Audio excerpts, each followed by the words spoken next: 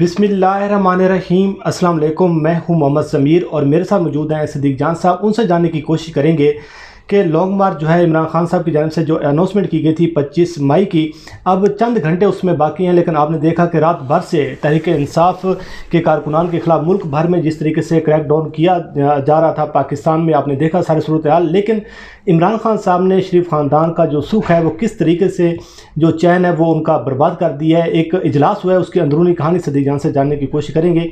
सिद्दीक जान साहब, सबसे पहले तो बहुत शुक्रिया। क्या कहानी है सर जी कि आजकल शरीफ ख़ानदान जो है बहुत ज़्यादा परेशान है और इमरान खान साहब ने किस तरीके से उनका जो है सुख चैन जो है वो बर्बाद कर दी है? बिल्कुल, इनका सुख चैन जो है वो इमरान खान साहब ने छीन लिया है। इनको कोई समझ नहीं आ रही, और जब ये पोजीशन में थे तो ये समझते थे हम बहुत क्राइसिस में, ये समझते थे हमारे ऊपर बहुत बुरा वक्त है, ये समझते थे हम गिरफ़्तार हो रहे हैं, हमारे ऊपर केसेस हो रहे हैं।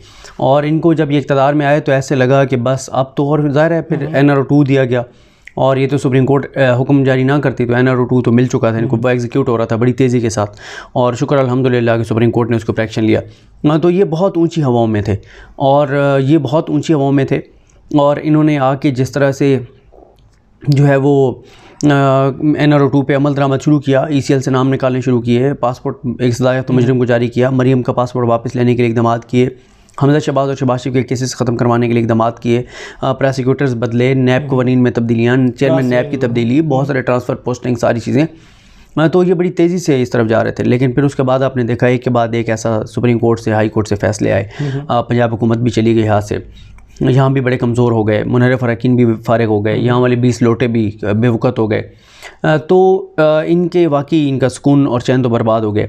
ये अपोजिशन में होते हुए इतने बेबस नहीं थे जितने हुकूमत में आके बेबस हैं, क्योंकि ज़ाहिर है हुकूमत में आके ये एक्सपोज हो रहे हैं बड़ी तेज़ी के साथ। जो बड़ा इनके बारे में बताया जाता है, बड़ी तजर्बाकार टीम, बड़े ज़बरदस्त एडमिनिस्ट्रेटर, बड़ी खबरें चली शहबाज शरीफ साहब के बारे में, 6 बजे दफ्तर पहुँच गए, 7 बजे पहुँच गए। खान साहब ने कहा मेरा तो माली भी 6 बजे जाग जाता है। हाँ, वो उन्होंने यही कहा ना कि कहा जाता है शहबाज शरीफ 7 बजे जाग गया, उन्होंने कहा मेरा तो माली भी 6 बजे जाग जाता है। तो इससे क्या फ़र्क पड़ता है कि आप 6 बजे जागें, आप 7 बजे। फिर आप ये देखें आके जिस तरह से शोबाजियाँ, ड्रामेबाजियाँ, अदाकारियाँ कि जनाब हफ्ते की छुट्टी ख़त्म कर दी, अब फिर बहाल कर दिया ना हफ्ते की छुट्टी, मेरा ख्याल है कल आज हो जाएगी, यानी ठीक है। अच्छा, तो ना करते ना आप ना करते, आप रखते हफ्ते की, क्यों? जो आपको बद्दुआएं पड़ रही थी, जो आपकी मुखालफत थी, कल आपसे चंद 100 सरकारी मुलाजमीन तो संभाले नहीं गए, आपको उन्होंने आके और आपको बेबस कर दिया रेड जोन में। तो ये तहरीक इंसाफ के लाखों लोगों को आप कैसे रोकेंगे? तो इनका अब मसला यही है कि एक मरीम नवाज़ साहिबा जो हैं वो बिल्कुल इस पॉइंट पर नहीं आ रही थी कि हमें जो है वो हुकूमत में कंटिन्यू करना चाहिए। अब उनको भी समझाया गया है कल, और उनको भी ये बताया गया है कि मरीम साहिबा, अगर अब हम इलेक्शन में जाते हैं तो इस वक्त इमरान खान के बयानी की आग लगी हुई है। वो आप तो मकाफात अमल है ना, बड़े बोल नहीं बोलने चाहिए।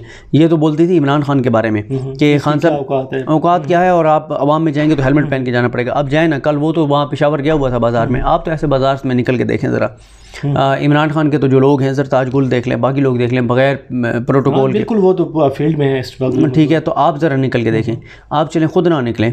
ये लोटे जो हैं इनको ज़रा कहें ना, 25 और 20 45 इनको कहना ज़रा आवाम में निकल के दिखाएं, बग़ैर सिक्योरिटी प्रोटोकॉल के, बगैर।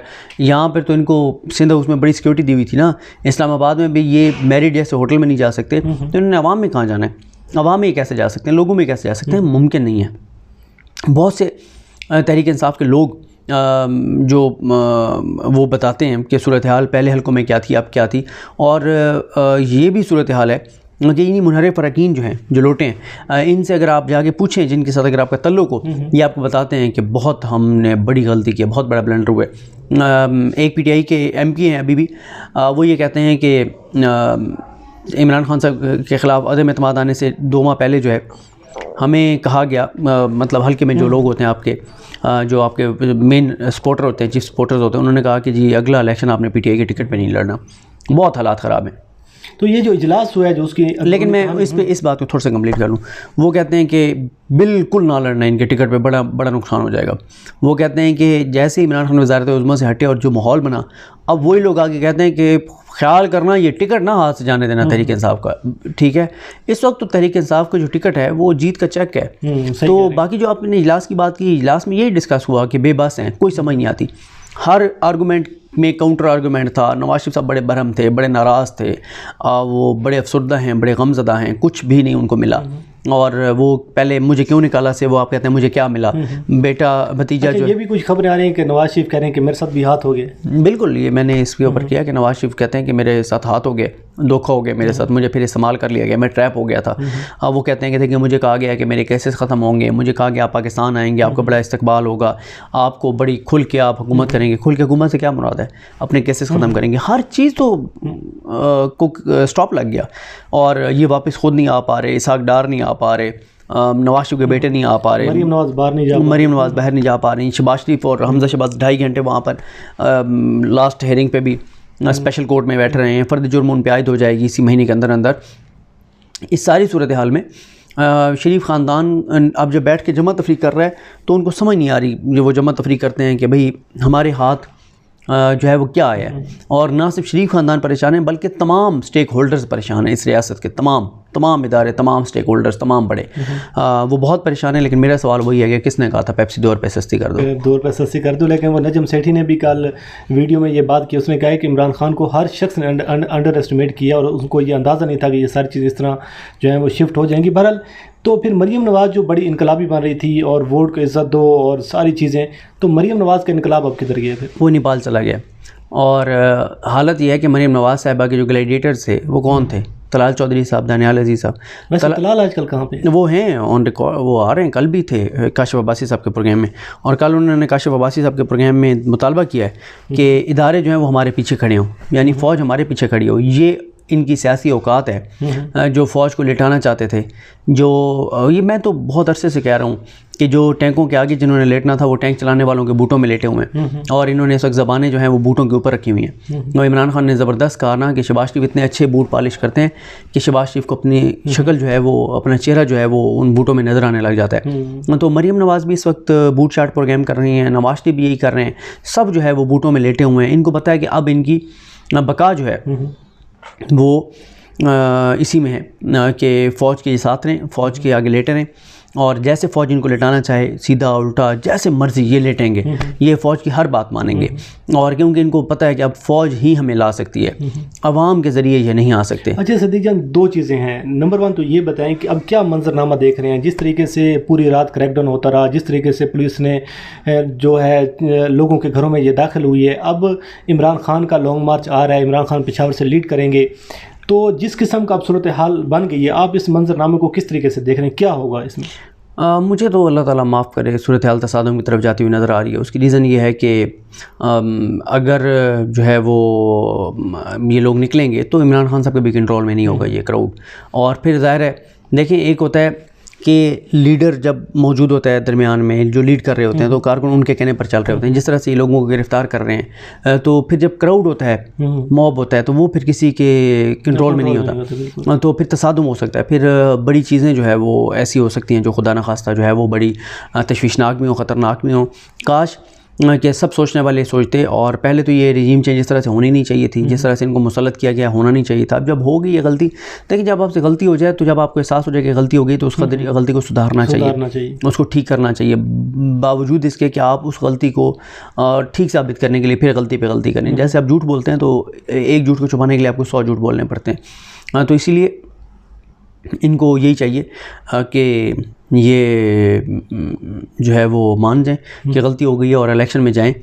जाना तो पड़ेगा, 100 जूते 100 प्याज खा के। आखिर पर ये बताइएगा कि ये जो आज ख्वाजा आसिफ ने बयान दिया है कि हम तो 2 दिन पहले ये फ़ैसला कर चुके थे कि जी असम्बलियाँ तहलील कर दें, लेकिन अब ये है कि उसको इमरान खान के मार्च के साथ नथी किया जाएगा, इसका हमें पॉलिटिकल जो है नुकसान होगा।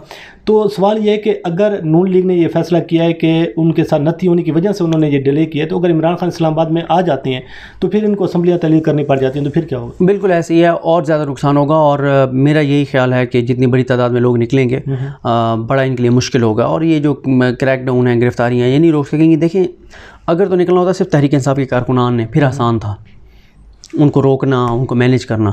और दूसरी बात यह कि सबसे बड़ा इनको नुकसान ये कि KPK में हुकूमत तहरीक इंसाफ की है, खान साहब ने वहाँ से निकलना है। तो जब KPK आएगा और जब क्राउड होगा तो फिर आप देखेंगे रावलपिंडी इस्लामाबाद से कैसे लोग निकलते हैं, कैसे लोग पहुँचते हैं और क्या सूरत हाल होती है। तो इनके बस में कुछ भी नहीं रहेगा। और मुझे जो खदशा है और ख़तरा है खुदा न खासा वो यही है कि ये ना हो कि फिर पाकिस्तान के हालात जो हैं वो सब के हाथ से निकल जाएं। अच्छा सदीक जान साहब, अदालत इसमें कोई इंटरवीन कर सकती है जिस तरीके से क्रैकडाउन हुआ? और बिल्कुल कर सकती है, अदालत को करना भी चाहिए।